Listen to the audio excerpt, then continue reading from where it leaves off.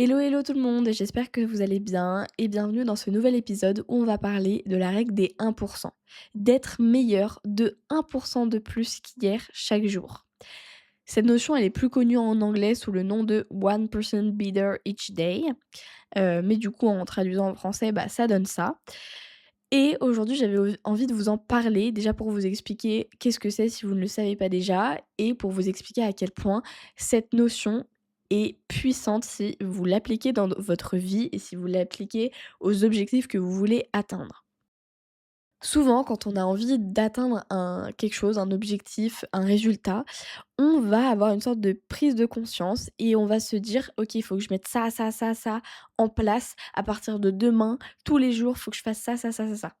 Sauf que le problème, c'est que vous n'allez pas réussir à vous tenir pendant un minimum de temps à vos nouvelles habitudes si vous en mettez trop d'un coup.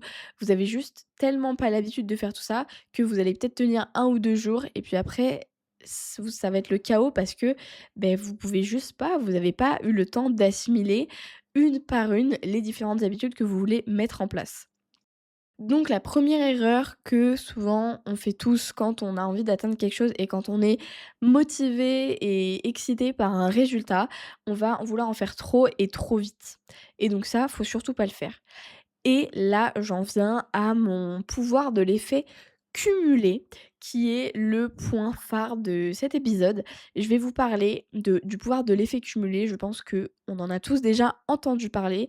Et ça consiste en fait à répéter des petites choses régulièrement qui vont nous amener en fait à un résultat beaucoup plus gros en fin de compte. Parce qu'avec des petites choses répétées, on peut vraiment arriver à quelque chose de plus gros. Un exemple tout bête, vous voulez apprendre l'anglais. Et ben si tous les jours vous travaillez un petit peu, 10 minutes par jour, que vous apprenez l'anglais sur une application ou que vous regardez une vidéo YouTube en anglais pour progresser, et ben au fur et à mesure, vous allez acquérir beaucoup plus de vocabulaire, beaucoup plus, vous allez apprendre les constructions grammaticales, vous allez enfin voilà, apprendre à mieux vous exprimer, vous allez avoir une pensée plus riche en anglais et ça va, vous amener à un niveau beaucoup plus haut que, d'où vous étiez parti. Et pourtant, ça vous a pris seulement 10 minutes chaque soir et vous en êtes là. Et donc voilà, le pouvoir de l'effet cumulé, en gros, c'est ça, c'est de répéter des petites choses, mais tous les jours, toutes les semaines en fonction de votre objectif, mais de les répéter régulièrement et en fait, ça va vous amener à quelque chose de beaucoup plus gros. Par exemple, on peut prendre la métaphore de l'effet domino. Vous allez avoir un petit domino au début, tout petit et un énorme géant à la fin et évidemment, si vous les mettez que les 2 côte à côte au début, évidemment que le petit domino ne pourra pas faire tomber le grand. Par contre, si vous montez crescendo en fonction des dominos, donc ça va vous prendre un certain temps, un certain espace, mais si vous commencez à pousser le premier domino avec, plein de dominos différents qui montent de taille crescendo, jusqu'au plus gros domino et finalement, assez de manière assez fluide, vous allez réussir à faire tomber le plus gros domino et ça, c'est vraiment pareil pour la vie, pour des objectifs. En répétant des petites choses et en ajoutant du coup ce 1% de plus, de meilleur tous les jours, on va réussir à, faire tomber, à atteindre le plus gros domino. Et c'est là qu'intervient la notion du 1% de mieux chaque jour. Je ne sais pas si vous avez lu le livre Atomic Habits de James Clear. Je fais une petite pub en même temps, mais dans son livre, au début, il parle justement de ce 1% better every day et du coup, il fait un petit calcul pour montrer, de combien de pourcents on aura augmenté si on est meilleur de 1% chaque jour. Donc il nous fait un petit calcul de maths, je vous le lis: 1,01 exposant 365 égale 37,78. On va arrondir à 38. Donc en gros, ça veut dire que si tous les jours de l'année, tu es 1% de mieux qu'hier, et à la fin de l'année, tu seras meilleur au total de 38. Je trouve ça quand même assez, assez conséquent, 38%. Je pense qu'aucun de nous est meilleur de 38% à la fin de l'année, franchement, par rapport à l'année d'avant. Mais ça, enfin, c'est pas une compétition, mais c'est pour vous montrer à quel point 1%, c'est pas beaucoup, 1%, c'est vraiment pas grand-chose. Mais si on prend 1%, du 1% d'hier, du 1% d'hier et du 1% d'hier, et ben finalement, ça fait 38% à la fin de l'année et ça, c'est vraiment pas négligeable. Une autre, anecdote que je peux vous donner, j'ai été voir mon ostéo, il y a quelques mois et quand je lui ai dit que j'allais courir et cetera, il m'a dit: «Très bien, c'est super, mais par contre, vu que tu débutes, augmente jamais de plus de 10% ton allure ou ta distance». Et comme ça, tu vas dire: «Ouais, 10%, enfin, c'est pas grand-chose». Donc au début, bah, ce que je faisais, c'est que, par exemple, quand j'allais courir 8 kilomètres une semaine, la semaine d'après, j'allais courir 8,8 kilomètres, ce qui vraiment est 10% de plus, exactement. Sauf que en arrivant doucement à 10 kilomètres, finalement, quand tu prends 10% de 10 kilomètres, bah, ça fait 11 kilomètres et quand tu prends 10% de 11 kilomètres, ça fait 12,1 kilomètres et finalement, tu n'augmentes plus de quelques centaines de mètres, mais après tu augmentes de 1 kilomètre et plus et en fait, ça, c'est pour vous montrer que, au fur et à mesure, 10%, ça peut paraître pas beaucoup quand on débute, mais plus vous allez le faire, plus vos 10%, ils vont représenter quelque chose de plus gros, forcément par rapport à ce que vous avez fait avant, puisque vous continuez de progresser et de rajouter, du temps, de la distance, de la charge, ce que vous voulez et bah, du coup, vos 10%, ils vont représenter plus et du coup, au bout du compte, beh, vous allez quand même rajouter un bon morceau. Si vous faites 20 kilomètres et que vous rajoutez 10%, vous rajoutez quand même 2 kilomètres. Alors vous allez me dire, au bout de 20 kilomètres, 2 kilomètres, c'est pas grand-chose. Mais c'est quand même pour vous donner une idée que on passe de, je reprends mon exemple, 8 kilomètres à 8,8, c'est 800 mètres de plus, c'est vraiment rien, à si vous allez courir 20 kilomètres ou alors 15 kilomètres, allez, vous allez courir 15 kilomètres et bah, vous rajoutez quand même 1,5 kilomètres. Bah, c'est pas rien. L'autre point dont je voulais parler, c'est le fait de faire petit de manière régulière plutôt que gros d'un seul coup. En gros, je reprends mon exemple de tout à l'heure, par exemple si vous voulez apprendre l'anglais ou si vous voulez apprendre un instrument de musique, il vaut mieux que tous les soirs, vous vous exerciez 15 minutes, 20 minutes, j'en sais rien, un petit peu de temps, ça représente pas beaucoup 15 minutes dans une journée franchement, plutôt que 2 heures d'un coup dans la semaine. Parce que franchement, si on prend cet exemple, 15 fois 7, laissez-moi réfléchir, ça fait 105 minutes. 105 minutes, ça fait 1h45. 105 minutes, c'est en direct, hein, je fais les calculs en direct.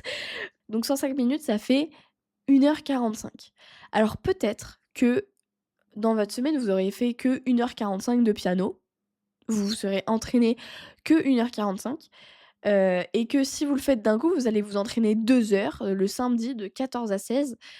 Mais là, le truc qu'il faut comprendre, c'est que c'est pas tant le temps que vous vous entraînez qui va, compter. Alors évidemment, heu, on s'entend, hein, là, il y a que 15 minutes de différence entre mes 2 exemples, donc ça va. Mais donc c'est pas forcément le temps où vous vous entraînez qui va compter, mais c'est le fait de le répéter tous les jours. Et donc votre cerveau, votre corps, ils vont enregistrer que vous faites ça tous les jours. Et donc déjà, ça va enregistrer de manière régulière. Donc votre cerveau va avoir le temps d'assimiler tout ce que vous apprenez chaque jour et de réutiliser ce qu'il a appris le jour d'après et le jour d'après et le jour d'après. Donc déjà ça de un et de 2, vous allez instaurer la répétition et donc la notion d'habitude. Puisque si vous le répétez, vous le répétez, vous répétez, bah, en fait ça va devenir un réflexe de tous les soirs se poser 15 minutes devant le piano, devant votre application pour apprendre l'anglais et cetera. Alors que si vous le faites d'un coup pendant 2 heures, le week-end, bah, ouais OK peut-être que c'est bien, mais vous allez pas avoir cette notion de réflexe, d'habitude et votre cerveau, il va pas avoir le temps d'assimiler, et de pouvoir réutiliser et se réentraîner tous les jours ce que vous lui apprenez, d'un coup en 2 heures. Donc tout ça pour vous dire qu'il vaut mieux petit de manière régulière que gros tout d'un coup en une fois. Et le dernier point que je voulais aborder dans cet épisode, c'est, la courbe exponentielle. Vous en avez peut-être déjà entendu parler, c'est un truc qui est assez connu en dev perso, sur les réseaux, dans les livres et cetera Et donc c'est quoi cette courbe exponentielle? En gros, on vous fait un graphique avec une courbe qui au début augmente très très peu, voire est presque horizontale. Et d'un coup, à un moment, ça va se mettre à monter, à faire presque un pic vertical. Alors pas à ce point, mais vous voyez ce que je veux dire? Ça va vraiment se mettre à monter beaucoup, beaucoup d'un coup et ça, c'est ce qu'on appelle la courbe exponentielle. Et ça, c'est pour vous montrer en fait que plus tu répètes des petites actions, voilà le 1 de mieux chaque jour, plus tu répètes ça de manière régulière et à un moment, ça va t'amener à un truc beaucoup plus gros et d'un coup, tu vas te dire: «OK, ah ouais, en répétant tout ça, bah là, j'arrive à ça». Et c'est aussi pour te montrer que même si tu vois pas les résultats, t'inquiète, tu travailles vraiment quand même. C'est pas parce que, tu pas de courbature après une séance de sport que t'as pas travaillé. Non, les courbatures, c'est un choc musculaire. C'est des sortes de mini déchirures musculaires. Donc en avoir tout le temps, c'est pas bon signe, mais en avoir jamais, c'est pas non plus bon signe. Enfin bref, tout ça pour te dire que c'est pas parce que tu ne vois pas de résultats, ou alors que tu en vois des tout petits, que tu ne travailles pas et que tu ne progresses pas en fait. Et voilà, cette courbe exponentielle, c'est pour vous dire que, surtout quand vous commencez quelque chose, ça va progresser tout petit, tout petit, tout petit, parce que c'est difficile vous voyez, d'engager le truc, de faire le premier coup d'accélérateur. Et à un moment, une fois que vous allez être dans le truc, que ça va être parti, que ça va être fluide, et ben là, fioup, vous allez monter d'un coup. C'est comme quand vous êtes à vélo. Vous enfourchez votre vélo et là, vous devez, pédaler et les premiers coups de pédale, faut mettre quand même un petit peu plus d'effort que les autres parce que faut que les roues commencent à tourner et une fois que les roues tournent, à moins que vous vouliez taper un sprint, bah, vous allez juste continuer de pédaler sans trop d'effort parce que les roues sont déjà en action et que le mouvement est fluide et c'est vraiment la même chose. C'est d'abord, ça va être un petit peu dur d'engager, de faire tourner la roue et après, une fois que c'est fluide, et ben ça va être beaucoup plus facile. Écoutez, voilà pour cet épisode. Le sujet était franchement riche, il y a de quoi parler. J'espère que ça vous a plu, que ça vous a inspiré. Et si vous connaissiez pas déjà la notion du 1%, de la courbe exponentielle, du pouvoir de l'effet cumulé, j'espère que ça vous a plu de découvrir tout ça. Et si vous connaissiez déjà, bah écoutez, j'espère que ça vous a plu aussi. Je profite de la fin de cet épisode également pour vous dire d'aller checker mon Insta, de vous abonner, de partager, de republier, de liker, enfin de commenter, bref, tout ce que vous pouvez faire, vraiment, ça serait extrêmement sympa de votre part, pardon, pour soutenir et pour, encore une fois, aider à faire grandir l'audience parce que pour le coup, le compte Insta, c'est vraiment la même chose que ce que je viens de finir de vous dire. C'est que pour mettre le premier coup d'accélérateur et pour que ça commence un petit peu à être connu et cetera, c'est vraiment compliqué. Je suis sûrement pas une pro là-dessus non plus, mais c'est quand même compliqué. Donc si vous pouviez aller vous abonner, commenter et cetera, ce serait vraiment super sympa. Surtout que là, il va y avoir des trucs très, très sympas qui vont arriver pour le mois de décembre. Vous avez déjà des petits posts qui vous donnent des petits indices sur Instagram. Je vous fais des très gros bisous et je vous dis à la semaine prochaine.